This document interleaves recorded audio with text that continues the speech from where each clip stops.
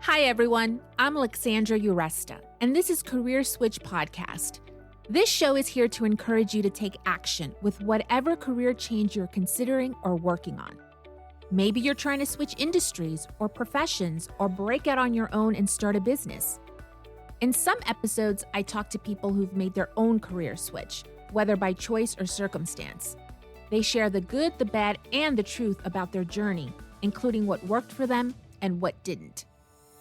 In other episodes, I speak with experts who offer their best career advice on challenges that can come up during the process of making a career change. After all, it takes guts to switch things up, and it's not easy. However, it is possible.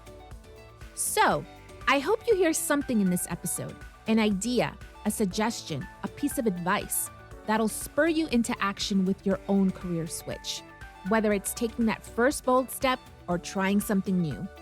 Welcome. I'm glad you're here.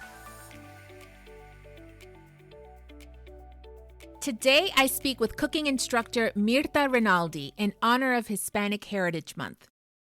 Mirta is originally from Argentina and has lived in the U.S. for decades. For 12 years, she organized and managed elaborate fundraisers and star-studded events for her high-profile employer. In 2002, Mirta was laid off. She was in her 50s and she decided to pursue her passion, cooking.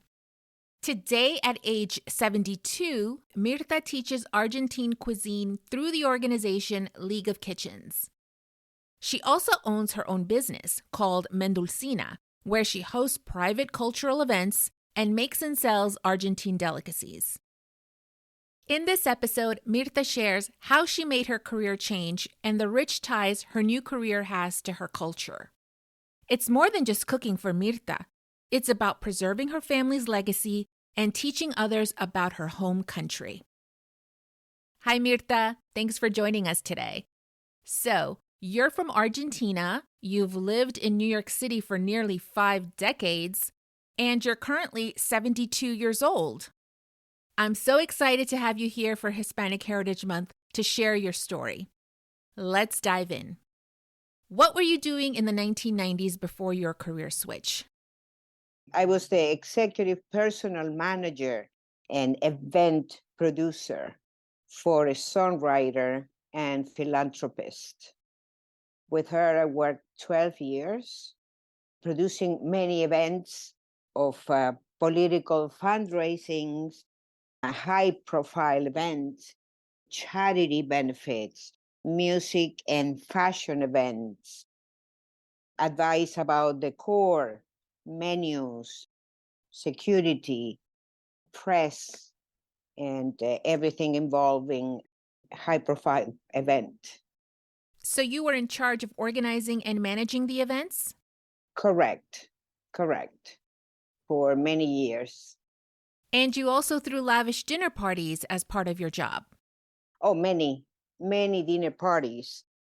We hosted pre-Grammy celebrations in the residence, political fundraisings with President Clinton several times, with President Gorbachev, with the music industry, from Michael Jackson to Natalie Cole to Patti LaBelle.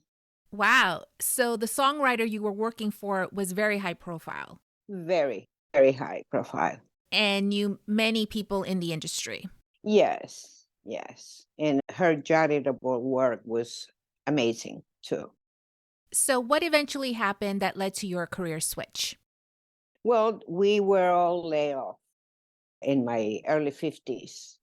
So from a very, very busy life inside this vortex, and all of a sudden, nothing. So it was a big change and transformation in my life. So being that I was already 50, I decided to go for my passion, which it was food, and creating my own company in 2011. It's called Mendulcina. So I have gourmet products. I have a line of quince paste and jellies, chimichurri, and my signature cookie, alfajor de dulce de leche. It's a shortbread cookie stuffed with dulce de leche.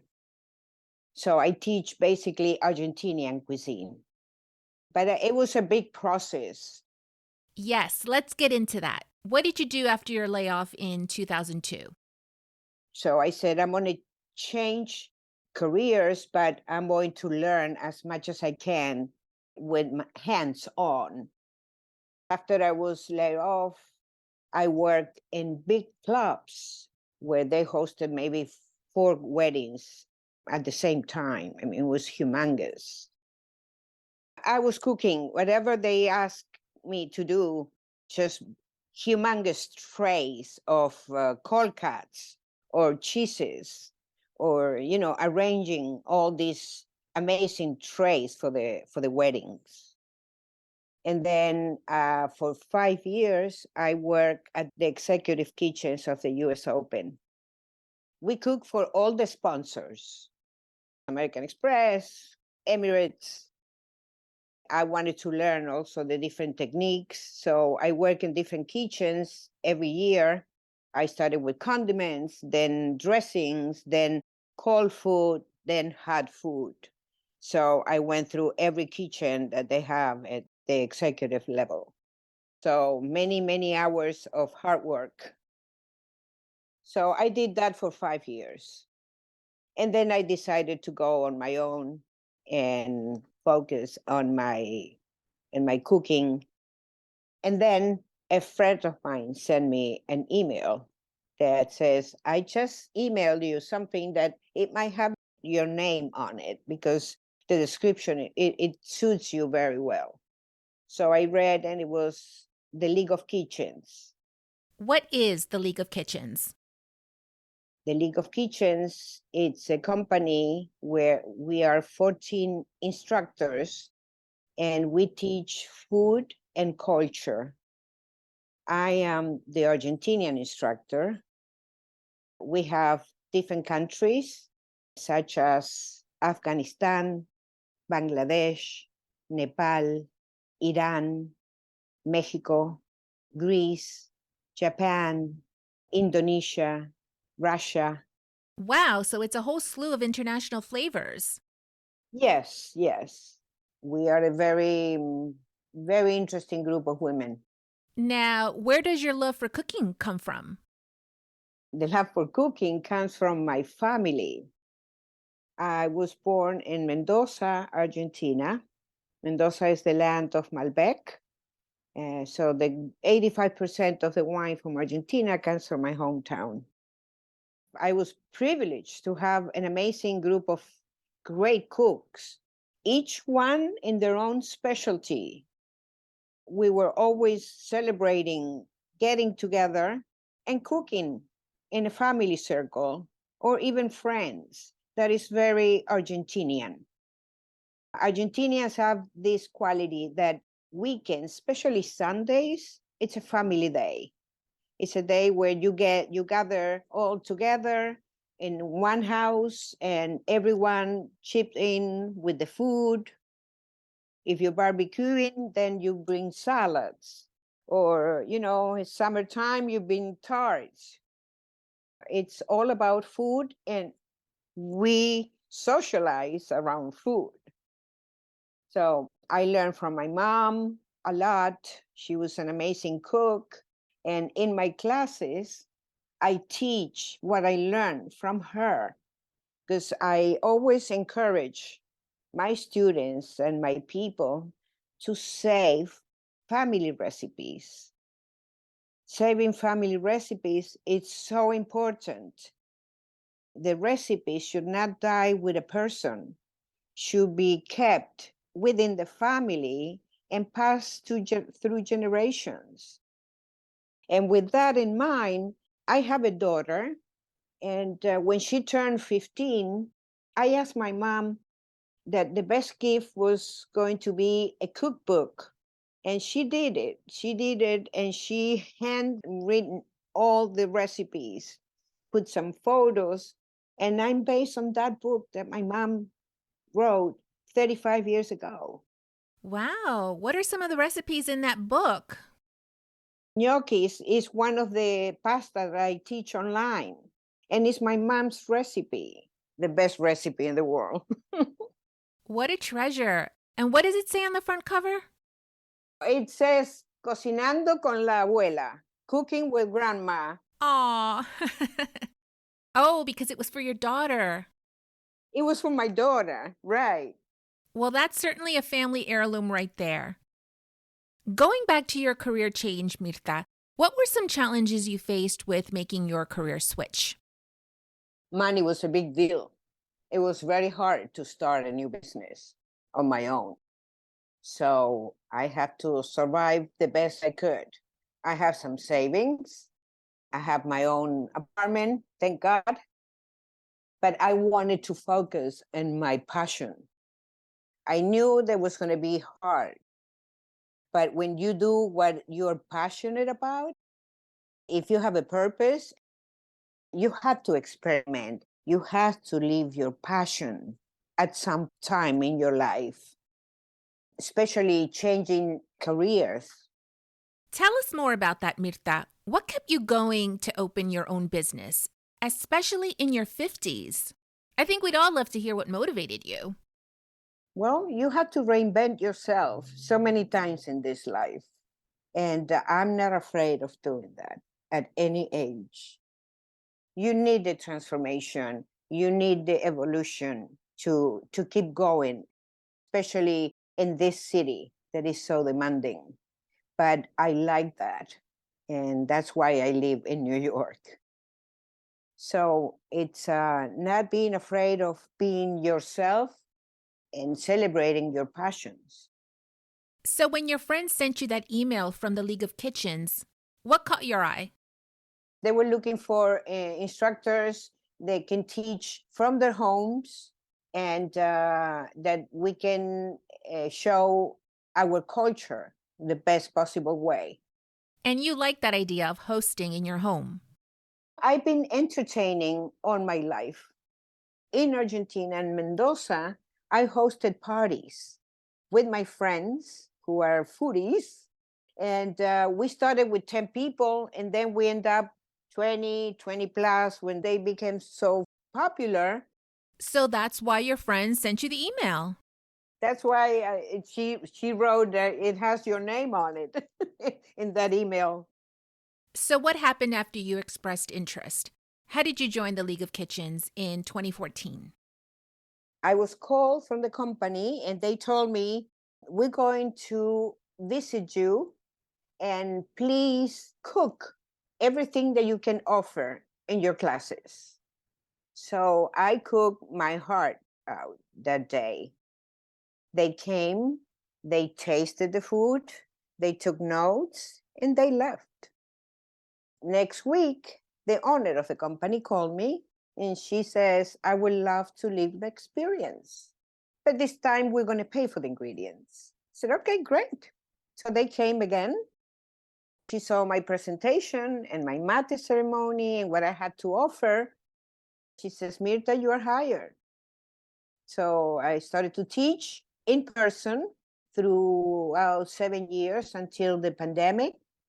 But I believe that in my house, I had hosted around 600 people. Woo, that's a lot of hosting. We're going to be celebrating our 10th anniversary, the beginning of 24. But I started with the company maybe 4 months after they opened. So I was the third instructor to be hired. Congratulations. So, Mirta, this new career sounds like it's right up your alley. Yes, it is. It combines your love of cooking, your love of hosting, and all the organizational skills that you used when you planned events for your former employer, the high-profile songwriter. Oh, yes. The experience that I got from this job helped me immensely in what I'm doing now. Yeah, organizing events, that takes a lot of planning. Very much. And not everyone can do it. No, it's a lot of work. Okay, so tell us, what is a typical class like for the League of Kitchens? A typical class from home, in my case, I greet you with the mate ceremony. So mate is our national drink. Yerba mate is an infusion, it's a tea, but we have etiquettes to drink it, and it's very important in our culture. I have a big mate collection of over 100 mates. So we teach how to make that. Why do you include the mate ceremony as part of your class? Mate unites people. I compare the mate ceremony with the peace pipe because we drink it in a circle and you go one at a time drinking that mate. If you go to any house in Argentina, they invite you to have one mate. It's a gesture of friendship and welcoming. And I teach elements that we have for the gauchos. Martín Fierro, which is part of Literatura Gauchesca, is the history of the gauchos in Argentina, and it was written by José Hernández. It's a very important book for the gaucho culture. Once we have that introduction, we jump in the kitchen and we cook. I have different menus of 2.5 hours or 5.5 hours. Of cooking? Wow, that's a fully immersive experience. Yes, and it creates an amazing camaraderie. And after 6 hours, chopping and sharing, cooking, it creates a beautiful community. After we cook, we all sit for dinner, and then people take all the leftovers. So it's a very interesting concept of sharing a table of 6 strangers or a group of bachelorettes or a group of friends who celebrate their anniversary. There's so many events that you can celebrate in this private environment. And what are some dishes your students can make in the 2.5 hour classes and the 5.5 hour classes? Well, I can make alfajores, the shortbread cookies. It takes a little time. We have to bake. I can make portobello mushroom stuffed with provolone and my chimichurri. I teach that recipe. And I teach skirt steak. I teach how to make gnocchis, pasta. I teach humitas, corn pudding. I teach croquettes. You can check at the League of Kitchens the different menus. You have all the countries and the menus according to the weeks that we're cooking. Okay, so for any listeners who are getting hungry and want to learn more about the League of Kitchens, they can go to leagueofkitchens.com and look up both in-person and online classes. We cook for corporations as well. And sometimes we're 2 or 3 or 4 instructors cooking for a group of 50 people. You know, we cook for the executives of Uber. I've been cooking for Google people online, and there were 20-something people. You and the League of Kitchens have gotten great press, too. You've been covered in Oprah Magazine, the New York Times, and Food and Wine Magazine. You also had a documentary made about you called From Grandma with Love. And now the League of Kitchens is working on a book. We're starting to promote a cookbook. It will be featuring 14 instructors. So the book will be out in autumn 2024. And how many of your recipes will be in the book? 5 to 10 each instructor. I believe they want to achieve 100 recipes in the book. So we're very excited. Okay, Mirta, you also offer private cooking classes in your home as part of your own business. I have my own company where I host private dinners and the mate ceremony as well. And you have an amazing spread of goodies to eat while you serve mate and learn how to drink it. So it's a fun experience.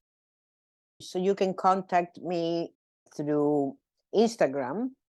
And my Instagram is Rinaldi.Mirta or Mendulcina, which is my company's name. So, Mirta, some of the most popular episodes of Career Switch podcast are those with career changers 50 and up, like yourself. What advice do you have for our over 50 listeners who are working on their career switch? Don't be afraid to reinvent yourself. Transformations are needed in every age. So I always encourage women to go, and if you cannot make it, ask. Talk to people who have done that, because it helps to talk and to hear other stories. When in my life at 70, I was having a cooking show on TV. When in my life I thought of having that at that age. So don't be afraid and go with the flow and do your passion. Don't go out of this life without making that happen in your life, because we all have a passion. And somehow there's a way to turn your passion into a career, right? Whatever it is. That's right. That's right. When you encourage women to ask for help, did you do the same? Yes, I have a group of women that we are together for maybe 40 years, a little more. And we started 9 women. Today, we are 4 left. And we meet at least once a month to talk. We don't judge, we just listen and suggest. So it's like talking to my sisters in a way, with that openness that we create throughout all these years. We were all kinds of nationalities and careers, and today we're still meeting. That's amazing. That could be a documentary in itself. Mirta, your career switch is so richly tied to your Argentine culture, and that's why I wanted to do your episode for Hispanic Heritage Month. Through your new career as a cooking instructor, you create these cultural experiences with the food and the mate ceremony and eating together as people do in Argentina. You know, being Latina, I was always focusing on my culture and trying to teach where we came from. We are a country of immigrants like the States. I grew up with all kinds of nationalities. So in the States, I always celebrated my culture. And it's important because we are so many colors and traditions that it's so nice to share that. Yes, with your new career, you're providing the Argentine culture to us here in the U.S. That's right. Thank you for doing this. This is very important for us. Thanks to Mirta Rinaldi for being our guest today. You can find Mirta on Instagram and through the League of Kitchens. A few weeks after this recording, I took one of Mirta's cooking classes, and let me tell you, it was a one-of-a-kind experience. Her passion for her culture is evident from her home decor to the way she teaches. You are transported to Argentina during Mirta's classes, so check them out either in person or online. You can find links to the resources mentioned in this episode and more helpful information in the show notes and on our website, careerswitchpod.com. So what's your career switch? Are you motivated to take action after listening to this episode? Tell us at careerswitchpod.com. We'd love to know, along with any feedback you have about the show. Let us know too if you'd like to be a guest. Follow us on Instagram, Facebook, and LinkedIn at CareerSwitchPod. And please rate, review, and share with your friends and colleagues. It'll help get the show out there. Thanks for listening today. Till next time.